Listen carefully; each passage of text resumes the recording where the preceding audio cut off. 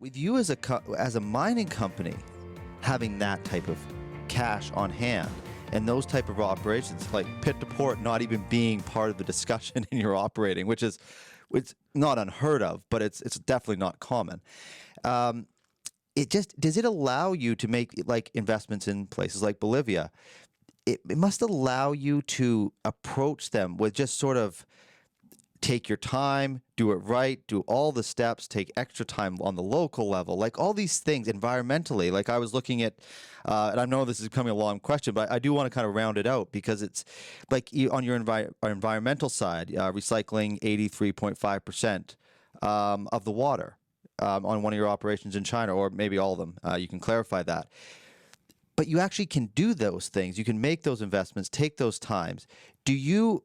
And I'm not asking you to call another company out, but do you feel the difference in being able to approach things like that?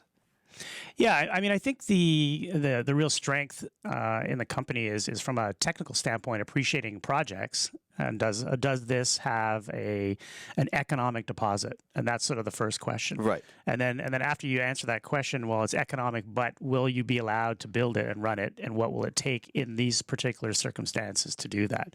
And so, what we're doing in China at our mines may be very different than what's being done in Bolivia, but the open-mindedness and the thinking about what's right in this spot and in this country and in these circumstances is, I think, the approach that we're taking. And as we, look to expand and that's really the reason for that buildup in cash is to look at other opportunities around the world.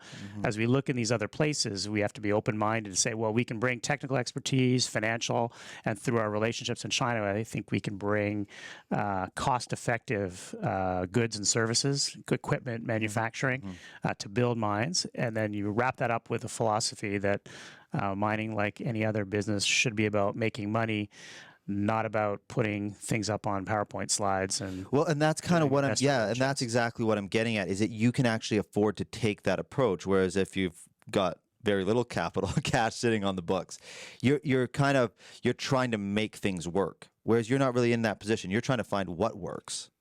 And that seems like that's a different position. I mean, looking at other mining companies, for sure, that's a difference. Yeah. Well, and I don't want to, just like you, I don't want to call anybody out. There's some great ones. I don't want to call anybody out, but I was recently at an industry function and sitting at a table of other, peer mining executives, and we were, discussing, how do you grow, and so where do you look to for the next big thing.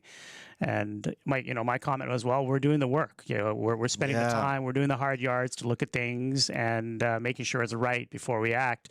And one of the comments from one of these other mining executives says, well, no, you never know what it's going to be like. You just got to go and jump in and do it. That's exactly what I was getting at. You sort of look and say, well, no, this is shareholder capital that you're potentially destroying if you make a bad move. Right. And so it was a little bit of an interesting philosophical debate there. A little bit of a different approach. That's right.